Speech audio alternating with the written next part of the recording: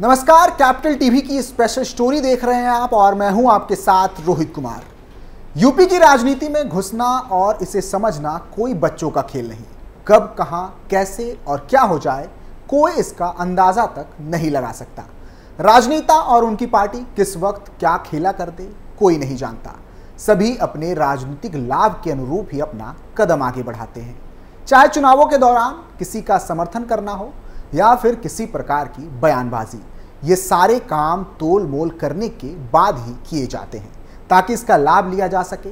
लोकसभा चुनाव 2024 अपने अंतिम पड़ाव पर पहुंच चुका है, लेकिन चुनावी माहौल में गर्माहट अब भी कम नहीं हुई है।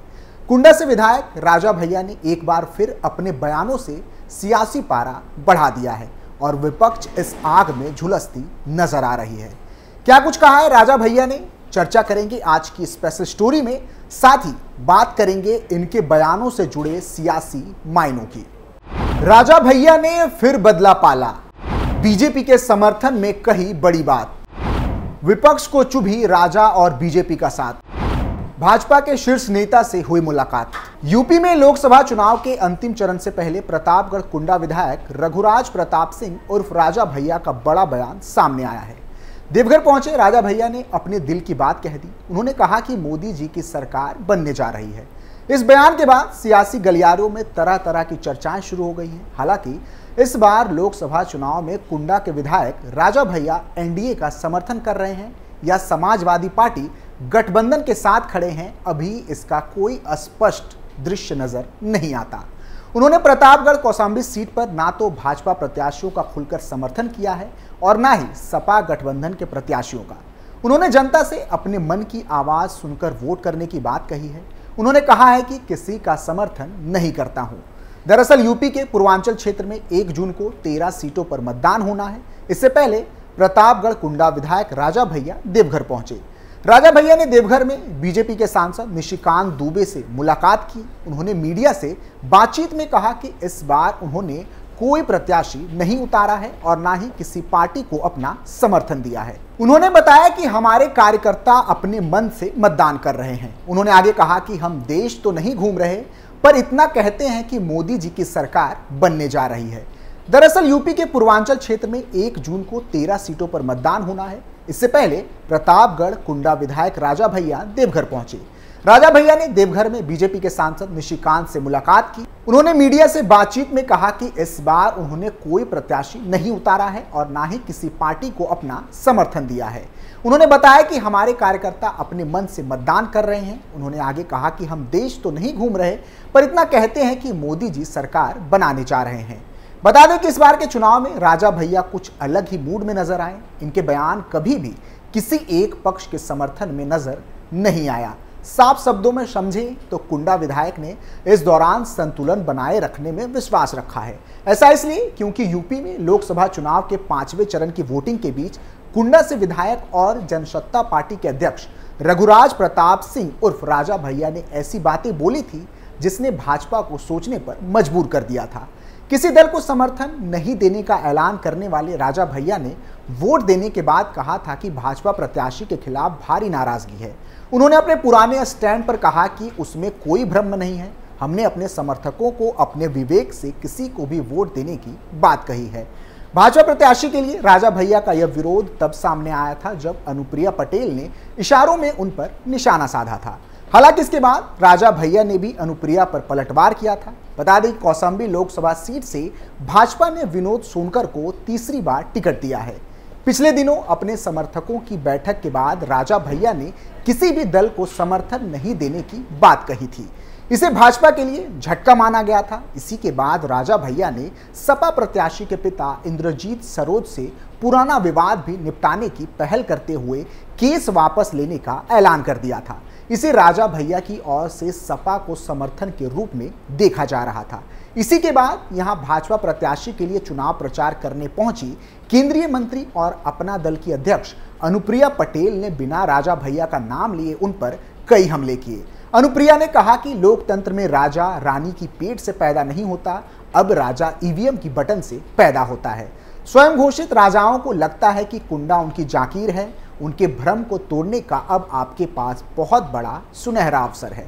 इसके बाद राजा भैया ने भी अनुप्रिया पटेल के वार पर पलटवार किया। इस पर राजा भैया ने कहा था कि राजा या रानी अब पैदा होना बंद हो गए हैं। ईवीएम से राजा नहीं पैदा होता, ईवीएम से जनसेवक पैदा होते हैं, जनता का प्रतिनिधि पैदा होता है और ईवीएम से पैदा होने वाले यदि अपने को राजा मान ले तो लोकतंत्र की मूल भावना ही हार जाएगी। जनता जनार्दन ईवीएम का बटन दबाकर आपको ये अवसर देते हैं कि आप मेरी सेवा करें, क्षेत्र की सेवा करें। राजतंत्र तो कब का खत्म हो गया। कुछ कुंठित लोग हैं जो इस बात को करते हैं, उनसे हमें कोई शिकायत नहीं है।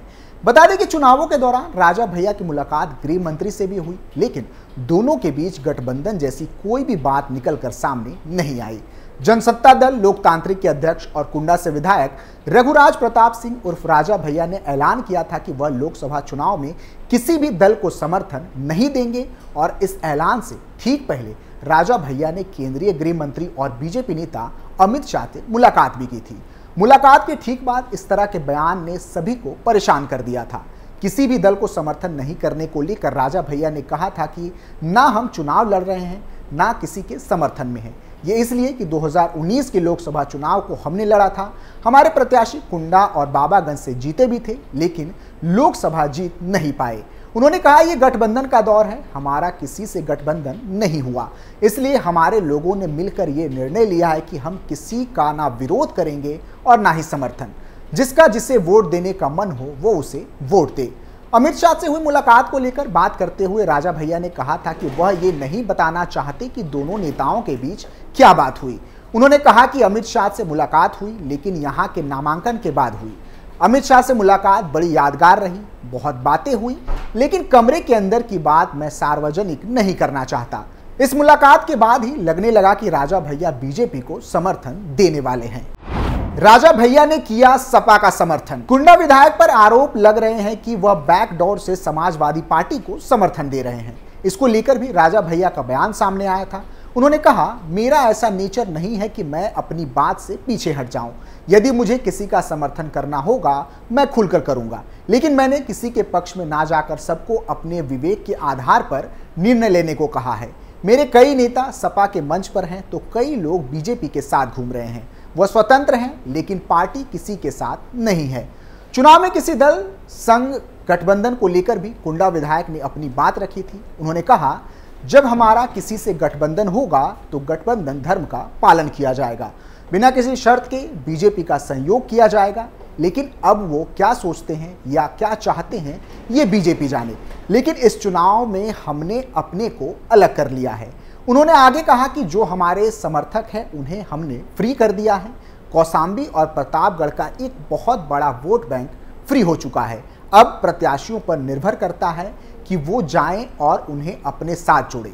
बीजेपी और सपा दोनों के प्रत्याशी मिलने आए, लेकिन हमने वही कहा जो मन से कहा था।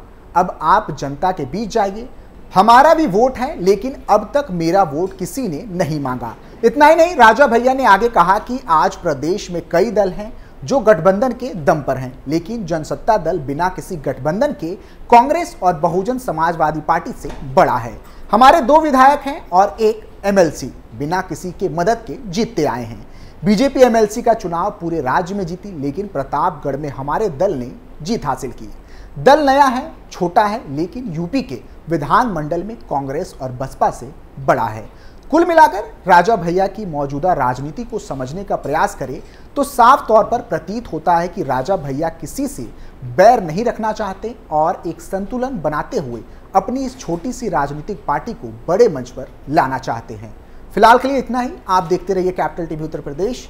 नमस्कार।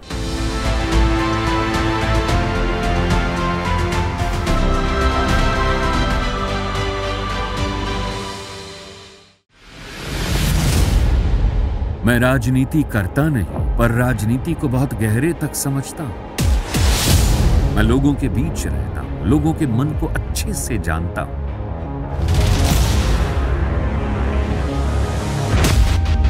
पब्लिक और पॉलिटिक्स की हर नब्ज को खूब पहचानता हूं।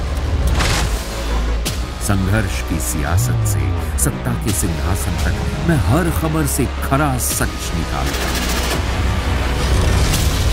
ना कोई दौड़, ना कोई race. Capital TV, Uttar Pradesh.